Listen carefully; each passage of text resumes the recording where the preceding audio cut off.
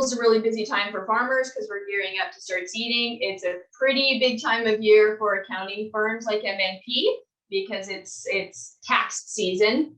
So do you have some advice or some perspective to give to farmers when it comes to tax?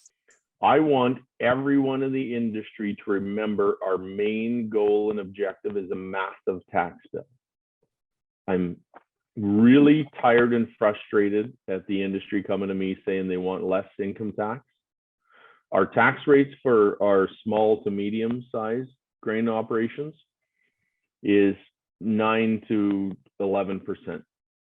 That is a really respectable, some would argue, too low of an income tax rate. And for our substantial farms with balance sheets in excess of, under the new rules, $50 million, their tax rate is 27%. Still a little higher than I'd like to see it, but arguably a very respectable tax rate.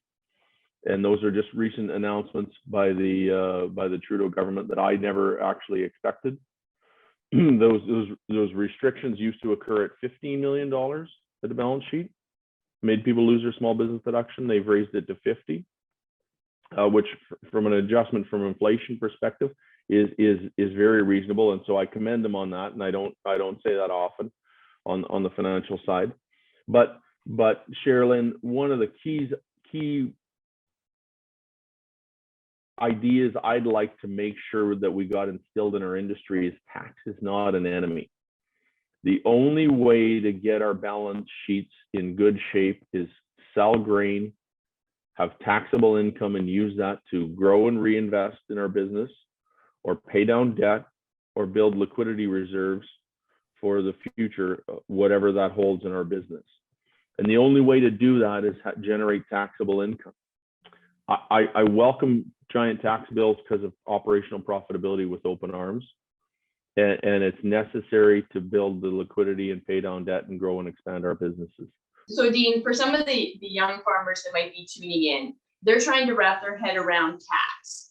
And I kind of have two conversations in my head when I think about tax. I agree with you completely that taxing me on my profitability should be a goal. I want to make more money and I shouldn't be afraid of that taxable income. On the other side, we've got taxes looming over us like a carbon tax that continue to eat away at that profitability. Is there a conversation you can have with farmers about the differences and or similarities between a carbon tax, the taxes on food production, versus income tax and seeing ourselves as a profitable company?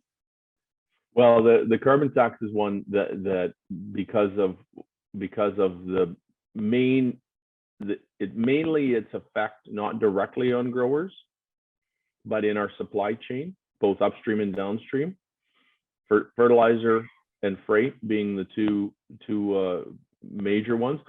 I'd agree with that. Those are issues. But my focus is mostly on the profitability and the income tax. And never have you gone into our dealership, our local dealership, and tried to pay them a bill and they said, no, we don't want that for 6 months, right? They're welcome with open arms taking your money. And we need to think like that as growers to make sure we get our capital, get our grain sold, get cash in the bank to go empower our business for the future. I would be really remiss if I didn't thank you and the fellow wheat growers for your support in the advancement of the industry, because you guys talk about issues that not everyone is willing to talk about, and keep it front of mind in policymakers, and not always reaching with your hand out, but saying, listen, we need a logical system and framework to work in and to be good fiduciary responsibility to manage the industry, to manage the resources that we're given, and to manage the impact to all of Canada. So thank you guys, and always been a big fan and supporter. M&P will continue to be a solid supporter of the Western Canadian wheat growers, and we thank you for your efforts. Well, thanks for that, Dean. I think the wheat growers have always prided ourselves on providing solutions. We have as much to complain about as any other farmer, but we do our best to provide solutions to the problems that we see. And it's been great working with companies like MNP that can provide us some data and some analysis and some industry collaboration so that we as an association can put forward the best solutions that make the most sense for farmers.